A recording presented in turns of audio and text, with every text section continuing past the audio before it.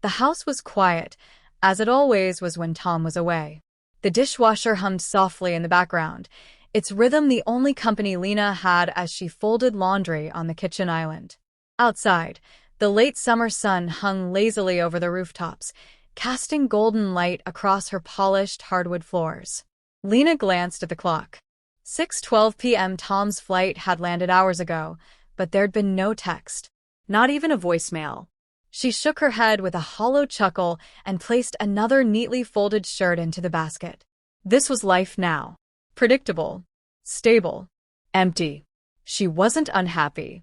At least, that's what she told herself when the silence stretched too long, or when Tom's side of the bed remained cold long after she had drifted off to sleep. After 12 years of marriage, comfort had replaced chemistry.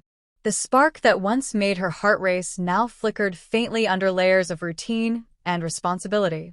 Tom wasn't a bad husband. He worked hard, provided well, and never raised his voice. But his presence was mechanical. Conversations were logistical. Groceries, bills, the dog's vet appointment. She couldn't remember the last time he'd truly looked at her, seen her. A rustle outside the kitchen window pulled her from her thoughts. She leaned forward, brushing aside the curtain. Mr. Harold, her neighbor, was kneeling in his garden again, coaxing stubborn marigolds into bloom. His white t-shirt clung to his back, soaked with sweat under the sun's heat. A wide straw hat shaded his face, but she could see the deep lines at the corners of his mouth when he smiled at something only he could hear. Harold had moved in 3 years ago, shortly after his wife passed. A retired firefighter, he was the kind of man who always offered a hand without asking questions. He was 60 now, maybe older, but carried himself with quiet strength. Dignified. Confident without arrogance. Something about him unsettled Lena. She turned away quickly, feeling heat creep up her neck. It wasn't the first time she'd watched him. Later that week, their paths crossed as she was carrying groceries from her trunk. A bag ripped, sending apples tumbling across the driveway. "Whoa there," Harold said, bending down to help. "That sidewalk's got a thing against produce." Lena laughed, a real laugh, not the kind she faked on conference calls or at Tom's work dinners. "Thanks. I always seem to wrestle with grocery bags and lose."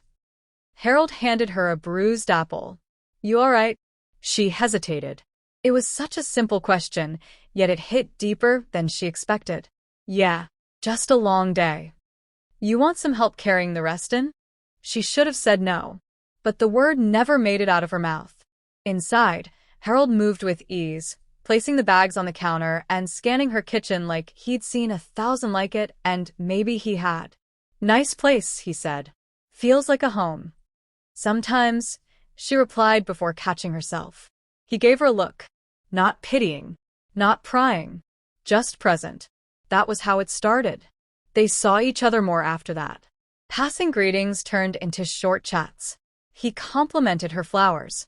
She asked about his late wife's favorite recipes. Slowly, their conversation stretched, longer, deeper. Lena began to linger by the window more often, sometimes hoping to catch him shirtless in the yard, arms deep in soil. Other times, she just wanted to talk. Tom never noticed. Or maybe he did and chose to ignore it. He was always just finishing up a few things, or falling asleep to an open laptop, mumbling excuses about deadlines. They still shared the same bed, but Lena felt like a ghost beside him. It was Harold who noticed when she got her hair trimmed. Harold who asked about her mother's surgery. Harold who saw the shadow under her eyes and told her she didn't have to smile if she didn't feel like it. There was never a declaration. No dramatic confession. Just the quiet hum of something growing in the spaces Tom had left behind. One afternoon, she invited Harold in for iced tea. The heat had climbed mercilessly, and both of them were flushed from working outside. She poured the drinks and leaned against the counter, watching as he removed his hat and wiped his brow. "You work harder than anyone I know," she said. He chuckled. "Old habits. I like keeping busy." They stood in silence, the kind that felt like an inhale before a kiss, though no kiss came. "You remind me of her sometimes," Harold said quietly. Lena's throat tightened. "Your wife?" He nodded. She had the same tired eyes when I was working too much. I didn't notice until she stopped looking at me the way she used to. Lena felt her grip tighten on the glass. Is that why you were tired? Partly. Regret's a hell of a thing. Outside, the wind stirred the chimes on her porch. She stared at him, at the sadness in his expression, at the way he looked through her like he saw the truth beneath her careful words. I'm not like her, Lena whispered. No, he said. You're still waiting for someone to see you. Her breath caught. She turned away, suddenly flustered. I should get dinner started. Of course. He left with a smile and a quiet see you around, but the air between them had changed. It lingered, unsaid but understood. That night, she cooked for Tom and tried to pretend everything was normal. They ate in silence. He scrolled through his phone. She washed the dishes alone. When she got into bed, he was already snoring softly, back turned to her. Lena stared at the ceiling. Her skin still buzzed from something she hadn't touched. Something she wasn't sure she had the strength to resist. She had not cheated. Not yet. But in her heart, a boundary had shifted. And she knew, with chilling certainty, that the next time Harold looked at her like that, she wouldn't look away. The heat that day was oppressive, clinging to Lena's skin like a second layer. The air was thick, unmoving, and even the ceiling fan seemed to turn with resignation. She had spent the morning cleaning the already clean house, scrubbing until her hands were raw, not out of necessity, but to quiet the relentless thoughts in her head. Tom was gone again. A corporate conference in Seattle. 3 nights, maybe 4. He had kissed her forehead absent-mindedly that morning before leaving, murmuring something about checking in later. She hadn't bothered to ask for details. She opened the fridge and stared blankly inside. Nothing appealed. The cold air, briefly refreshing, only reminded her of the broken air conditioner whining uselessly through the vents. She stepped back, shut the door, and grabbed a glass of water, pressing it against her forehead. Outside, the sun shimmered against the pavement like liquid metal. The hum of insects filled the silence, punctuated only by the occasional bark of a distant dog. She pulled the curtains aside and squinted.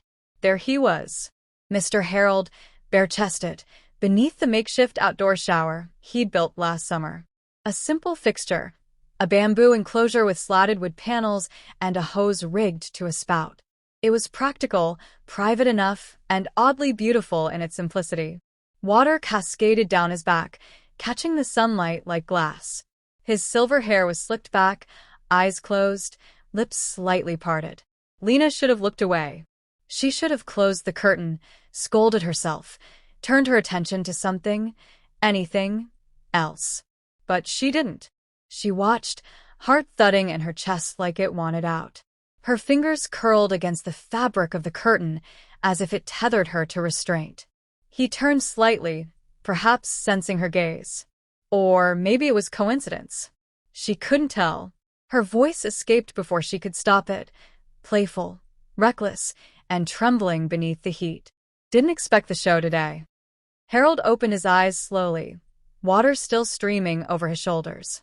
He didn't smile, but the corner of his mouth twitched in recognition. It's too hot for decency, he called back. Besides, it's my yard. Lena laughed, the sound brittle but charged. Maybe I should get one of those installed. You'd use it more than your AC, he replied. A pause. You're welcome to test it out. The silence that followed was heavy. She should have laughed it off. Turned away, closed the window, and gone to take a cold shower of her own. Instead, she stepped outside. The sun hit her like a wall, instantly tightening her dress against her skin. She crossed the lawn slowly, barefoot on the warm grass, her eyes locked on the wooden structure. Harold remained still beneath the stream of water, watching her approach. Not with lust, not with hunger, but with curiosity, with quiet disbelief. Lena stopped at the edge of the fence, her heart hammering. She could hear the water hitting the ground, smell the soap and the faint scent of rosemary he always carried on his skin. I was joking, she said, voice low. So was I. He stepped forward slightly, water gliding down his chest. Were you? He didn't answer right away. When he did, his voice was careful. I don't want to be something you regret. You think I haven't already thought about it? I think you have, he said. But thinking and doing aren't the same. She stared at him. I'm tired of thinking. Another pause. A single droplet of water fell from his chin. Then come in. It was a decision she made not with her head, but with her feet, with the way her fingers reached for the gate latch, trembling as it clicked open. The wood creaked under her steps. The water hit her ankles first, cool and shocking. She didn't look at Harold right away, couldn't. He didn't touch her immediately. He waited, letting the silence carry its weight, letting her make the first move. And she did. Her hand found his chest, slick and warm. His hand found her waist. It was not desperate, not rough or clumsy. It was patient, careful, the kind of touch that asked permission without words. She didn't speak.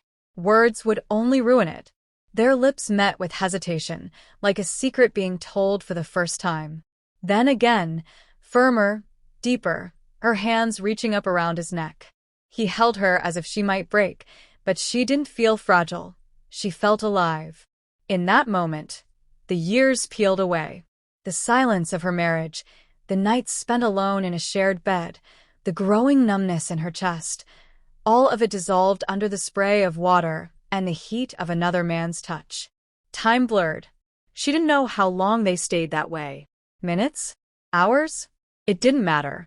When they finally parted, both soaked and breathless, Lena stepped back. Reality seeped in around the edges, slow and sharp. I should go, she whispered. Harold nodded. He didn't ask her to stay. Didn't ask what came next. She slipped through the gate, her steps unsteady. Back through the grass, up the steps, into the house.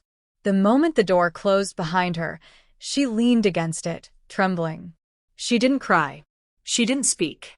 She simply stood there, letting the weight of what had happened sink into her bones. Her phone buzzed. A message from Tom. Flight landed. Heading to the hotel. Let's talk later tonight. Love you. Lena stared at the screen, then placed the phone face down on the counter. She moved to the bathroom, stripped off her wet dress, and stared at herself in the mirror. Water dripped from her hair. Her eyes looked darker than usual, haunted, yet alert. She ran her hands over her face. What did you do? But she knew the answer. She had crossed a line that could never be uncrossed. Not just in body, in heart. And somewhere, under the echo of falling water and soft gasps, something inside her had awakened. It wasn't just about desire. It wasn't about Harold. It was about being seen. She turned off the light and walked down the hallway, each step heavier than the last. The morning after held a strange clarity. Sunlight filtered through the blinds in horizontal strips, painting Lena's bedroom in sharp lines. She lay still under the sheets, staring at the ceiling, listening to the familiar drone of the neighbor's lawnmower and the ticking of the clock on her dresser. Her heart didn't race. There was no immediate panic, no tears. Just stillness. The kind that follows irreversible change. Tom's side of the bed was untouched. The impression of his absence had never felt so permanent. She got up, showered, dressed in quiet clothes, and made a pot of coffee she didn't drink. Every movement was deliberate. She avoided the mirror. Avoided her phone. She didn't want to see Harold's face or Tom's name. But both were there, burned into her mind. One with tenderness, the other with guilt. At noon, her phone rang. Tom. She considered letting it go to voicemail but answered with a practiced voice. Hey. Hey, you, he said, casual. I was starting to think you were screening me. No. Just cleaning. You okay? Fine, she lied. You. Exhausted. Meetings all day. They're killing us with these schedules. She heard him shuffle papers, then a hotel door closing. I was thinking, Tom continued. Let's do something when I get back. A dinner. Just us. We haven't in a while. Lena's fingers tightened around the phone. That sounds nice. She hated how easy it was to lie. All right, he said. I'll let you go. Just wanted to hear your voice. You did. He chuckled, warm and unsuspecting. Talk soon. Love you. Love you too. She ended the call and sat down at the kitchen table, staring at nothing. What did love even mean anymore? Later that afternoon, she saw Harold again, watering the hedges, his expression unreadable. She stood at the window but didn't wave. He glanced up, caught her eyes, and nodded once. Nothing more. It was a mutual silence, heavy with understanding. Their moment was behind them, but its presence stretched across the yards between their homes like invisible thread. They had crossed the line, and neither could return to who they were before. Harold lay awake that night, watching the ceiling fan turn in slow, deliberate circles. The house was quiet, the kind of quiet that amplified every thought. He couldn't stop replaying the way Lena had looked at him, so vulnerable, so starved for something real. The guilt was there, gnawing at the edges of his peace. But so was something else. A sense of connection. She wasn't just a beautiful woman. She was seen, understood, and that made everything so much more dangerous. He sat up and poured himself a glass of whiskey, letting it burn a path down his throat. He hadn't planned for this, hadn't gone looking for it, but now it was there, undeniable. He wasn't a fool. He knew what it meant, knew how this would look, how it should feel. Wrong, disgraceful, selfish. And yet, a knock at the door startled him. It was nearly 10 p.m. He opened it to find Lena standing there, barefoot, in a loose sweater and pajama pants, her face pale in the porch light. "I can't sleep," she said. He stepped aside. She entered like a ghost, unsure of her place. They didn't touch. They didn't sit too close. They simply shared silence. He handed her a cup of tea, and she held it with both hands, as if to warm herself from the inside. "I thought it would feel worse than this," she murmured. "It might still." Lena nodded. "Tom wants to have dinner when he gets back." Harold stared at the cup in his hands. "Are you going to tell him?" She looked up at him, her eyes red-rimmed. "Would you, if it were you?" "I don't know." A long pause. "I think about your wife sometimes," Lena whispered. "About what it must have been like for her. Knowing." Harold flinched. "She didn't know." "But you knew what she needed. And you didn't give it to her." The words hung in the air like smoke. He didn't respond, because she was right. The next few days passed in slow, measured beats. Lena avoided Harold, not out of shame, but out of necessity. She needed space to think, to breathe, to remember who she was before that night, if such a version still existed. Tom returned on a Thursday. He brought wine and takeout from her favorite Thai place. He smiled more than usual, kissed her cheek like it meant something, and asked about the dog's new trick as if it mattered. They sat at the table, across from each other, like strangers wearing familiar skin. "You seem quieter," he noted, sipping his drink. "Just tired." He reached across the table, took her hand. "We should do this more. I know I've been distant." She wanted to scream, "Yes, you have." Wanted to shake him and ask why it took this for him to see her. Instead, she nodded. "I'd like that." That night, they made love. It was mechanical, predictable, as if he were checking a box. Afterward, he rolled over and fell asleep quickly.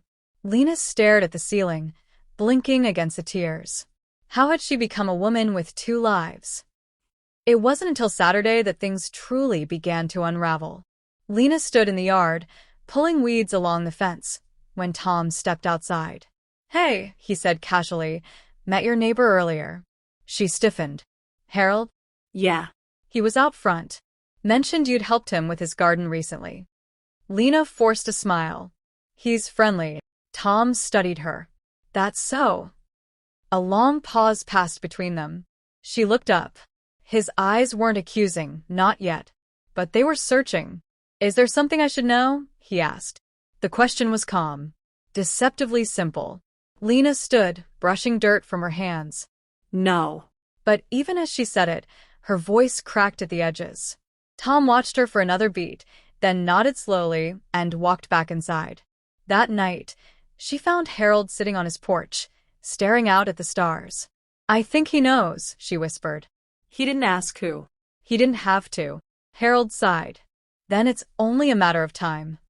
Lena sat beside him, folding her knees to her chest. What happens now? He looked at her, really looked at her, as if memorizing her face. Now, he said softly, you decide what kind of woman you want to be.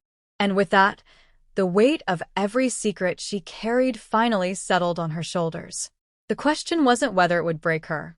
It was whether she'd survive what came next.